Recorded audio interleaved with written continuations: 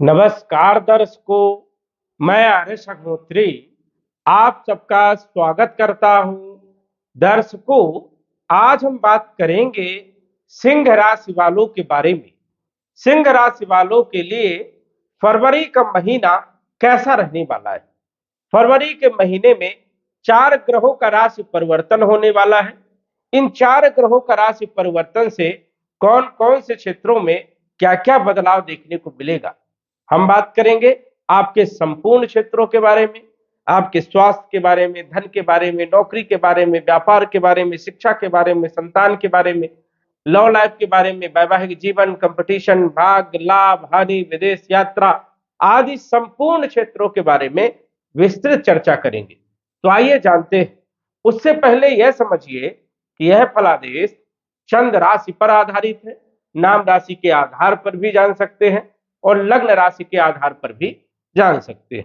ये जो आप कुंडली देख रहे हैं, फरवरी महीने की कुंडली है। सौर मंडल में ग्रहों की स्थिति इस प्रकार से रहने वाली है। ये जो 4 ग्रह आपको छठे भाव में गोचर करते हुए दिख रहे हैं, ये चारों ग्रह का राशि परिवर्तन होगा आपके सप्तम भाव में, व्यापार वाले भाव में, वैवाहिक जीवन के भाव में, पार्टनरशिप के भाव में जो है पांचों ग्रह का गोचर होने वाला है। 3 तारीख को बुध आ जाएंगे, 6 तारीख को शुक्र आ जाएंगे कुंभ राशि में, और 13 तारीख को सूर्य जो है कुंभ राशि में आ जाएंगे, मंगल आ जाएंगे 23 फरवरी को।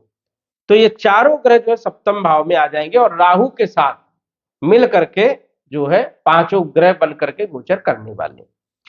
शनि आपके अष्टम भाव में, गुरु एकादश भाव में मिथुन राशि में, और केतु सिंह राशि में आपकी राशि में गोचर करेंगे। अब इन ग्रहों का प्रभाव आपके किन किन क्षेत्रों पर क्या क्या जो है प्रभाव डालने का काम करेगा, क्या हमें पॉजिटिव और क्या नेगेटिव परिणाम देखने को मिलेंगे, क्या हमें बचाव के लिए उपाय करना चाहिए, इन सब मुद्दों पर आज हम चर्चा करेंगे। सबसे पहले तो हम बात करेंगे आपकी राशि के स्वामी के बारे में, लग्नेश के बारे में, जो कि सूर्य देव है और सूर्य जो है छठे भाव में गोचर कर रहे हैं। लग्नेश का छठे भाव में गोचर वैसे अच्छा नहीं माना जाता, लेकिन गोचर के हिसाब से यदि हम चर्चा करें तो छठे भाव में सूर्य जो है अच्छे परिणाम देते हैं। तीसरे भाव में, छठे भाव में और एकादश भाव में, इन 3 भाव में सूर्य के अच्छे परिणाम जो है गोचर के हिसाब से मिलते हैं। लेकिन ये लग्नेश है तो यहाँ पर उतने अच्छे परिणाम नहीं दे पाते। सूर्य जो है छठे भाव में रहेंगे 13 तारीख तक और उसके बाद राहु के साथ गोचर करेंगे। ये पूरा महीना थोड़ा सा आपको ध्यान रखना है, खान पान पर भी ध्यान रखना है, हेल्थ पर भी ध्यान रखना है, क्योंकि स्वास्थ्य जो है कम ज्यादा हो सकता है, इसलिए विशेष तौर पर आपको इस महीने सावधानी रखना है। पूरे महीने छठे भाव में सूर्य विराजमान है तो कहीं ना कहीं हड्डी से जुड़ी हुई कुछ न कुछ दिक्कतें देखने को मिल सकती है। सिर दर्द होगा, थोड़ा ज्यादा हो सकता है। माइग्रेन की जिसको पहले से बीमारी है वो थोड़ा सा ज्यादा रहेगी। तो सूर्य से जुड़ी हुई जो भी बीमारियां हैं वो थोड़ा सा बढ़ सकती हैं, इसलिए ध्यान रखना है। इस महीने कॉन्फिडेंस भी थोड़ा सा आपका लो रहेगा, कम ज्यादा रहेगा, तो यहाँ पर भी थोड़ा ध्यान रखना है। सूर्य को बैलेंस बना करके चले, उपाय करना आपके लिए जो है जरूरी है। सुबह जल्दी उठे, स्नान करने के बाद सूर्य को जल चढ़ाएं, हो सके तो सूर्य आदित्य स्तोत्र का पाठ भी करें, जिससे आपका स्वास्थ्य अच्छा रहे, कॉन्फिडेंस अच्छा रहे, कार्य आपके बने। क्योंकि लग्नेश जब छठे, आठवें, 12वें भाव में गोचर करता है या पाप ग्रहों के साथ गोचर करता है तो प्रभाव थोड़ा ज्यादा दिखता है। कहीं ना कहीं काम जो है हमारे बन नहीं पाते हैं, काम काज करने में मन नहीं लगता है, मन अशांत रहता है, तो ये स्थितियां थोड़ा सा देखने को मिलेगी कम ज्यादा। तो थोड़ा उपाय भी करें और ध्यान रखें। धन के जो मालिक हैं ये है बुधदेव, और बुध भी छठे भाव में गोचर कर रहे हैं। छठे भाव में बुध मिले जुले परिणाम देने का काम करते हैं और ये लाभेश भी है, लाभ के मालिक और धन के मालिक भी है। थोड़ा धन के खर्चे जो है ज्यादा देखने को मिल सकता है, खर्चे बढ़ेंगे। आय आपकी सामान्य रहने वाली है। कुटुंब परिवार को बैलेंस लेकर के चलें, विवाद में स्थिति हो सकती है, कहा सुनी, ये ध्यान रखना है। क्योंकि बुध 3 तारीख तक ही यहाँ पर रहेंगे, उसके बाद राहु के साथ सप्तम भाव में आ जाएंगे। यहाँ पर जड़ दोष बनेगा, एक अच्छी स्थिति यहाँ पर नहीं मानी जाती है। लेकिन व्यापारिक स्थिति थोड़ा सा ठीक ठाक यहाँ पर देखने को मिलती है, उतनी बेहतर भी नहीं है लेकिन ठीक ठाक है। लेकिन यहाँ पर थोड़ा सा आपको बुध पर भी फोकस करना पड़ेगा। बुध की स्थिति भी पूर्ण रूप से स्वतंत्र नहीं है, लेकिन मेजर इशू यहाँ पर नहीं है। शुक्र जो है तीसरे भाव के भी मालिक है और कैरियर के भी मालिक है, दसम भाव के मालिक है। शुक्र गोचर कर रहे हैं छठे भाव में। छठे भाव में शुक्र अच्छे परिणाम देते हैं, लेकिन 6 तारीख तक। उसके बाद सप्तम भाव में आ जाएंगे और सप्तम भाव में भी शुक्र अच्छे परिणाम देते हैं, लेकिन गोचर के हिसाब से कोई खास उतने अच्छे परिणाम देखने को नहीं मिलते, मतलब सामान्य परिणाम जो है शुक्र यहाँ पर देते हैं। शुक्र आपके कैरियर के मालिक है, तो इस महीने कोई यदि आप डिसीजन ले रहे हैं तो ना ले, सोच समझ करके ले। यदि ज्यादा जरूरी है तो यात्राएं यदि आप कर रहे हैं तो थोड़ा सा अवॉइड करने का काम करें, यदि टल सके तो टाल दे, बेहतर रहेगा। कम्युनिकेशन स्किल जो है वो ठीक ठाक रहेगा, कोई ज्यादा बेहतर नहीं, ज्यादा खराब नहीं। कैरियर को लेकर के ये महीना आपके लिए चिंता वाला है, कहीं ना कहीं चिंता आपकी बनी रहेगी, लेकिन मेजर इशू यहाँ पर नहीं, तो थोड़ा सा ध्यान रखना है। मंगल आपके चौथे भाव के और भाग्य भाव के मालिक है। उच्च राशि में 23 तारीख तक अच्छे परिणाम देने का काम करेंगे। भूमि, भवन, प्रॉपर्टी, मकान और वाहन से जुड़े हुए कार्य बनेंगे। भाग्य का पूरा साथ मिलेगा और प्रॉपर्टी से जुड़े हुए कार्य, ठेकेदारी से जुड़े हुए कार्य, कमीशन से जुड़े हुए कार्य आपके बनेंगे। वही छठे भाव में बैठे तो रोग, ऋण, शत्रुओं को समन करेंगे। कंपटीशन में भी सफलता देने का काम मंगल करेंगे। लेकिन 23 तारीख के बाद मंगल राहु के साथ आ जाएंगे सप्तम भाव में, अंगारक दोष बनेगा। वैवाहिक जीवन पर आपको विशेष तौर पर ध्यान रखना है। माता के स्वास्थ्य पर भी थोड़ा ध्यान रखना है।